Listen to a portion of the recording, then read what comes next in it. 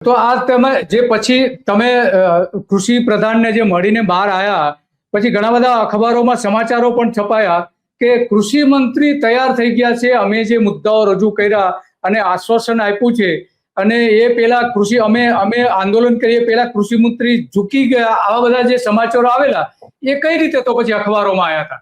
એ સરકાર જાણે અને પ્રિન્ટ મીડિયા જાણે, અને આવું દર વખતે થતું હોય છે. મેં સમિતિમાં જે તે સમયે કહેલું હતું કે આપણે ઘણી વખત એવું જશે કે અંદર કંઈક ચર્ચા કંઈક ઓર કરશું અને બહાર મીડિયામાં કે પ્રિન્ટ મીડિયામાં કે ઇલેક્ટ્રોનિક મીડિયાની અંદર કંઈક વાત બીજી બહાર આવશે. અને ખરેખર એવું જ થયું, કારણ કે મેં સંયુક્ત કિસાન મોરચા દિલ્હી સાથે પણ હું સંકળાયેલો હતો, એ લોકોના આંદોલન સાથે પણ હું સંકળાયેલો હતો. એટલે મને ખ્યાલ છે કે મીટિંગોના દોર ચાલતા હોય છે ત્યારે આ લોકો કઈ રીતનું વર્તન કરતા હોય છે.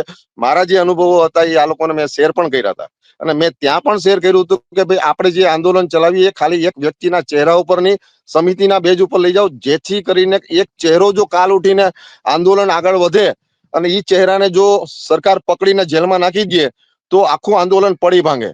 એટલે સમિતિ જો બનાવીને આપણે આગળ વધીએ તો એ આંદોલન જીવતું રહીએ અને બીજા લોકો એને કેરી કરી શકે. એટલે આ બધા સજેશનો મેં જે તે સમયે આખી કિસાન સહકાર સમિતિને મેં આપેલા, અને એ બાબતે બધા તૈયાર પણ થયા હતા.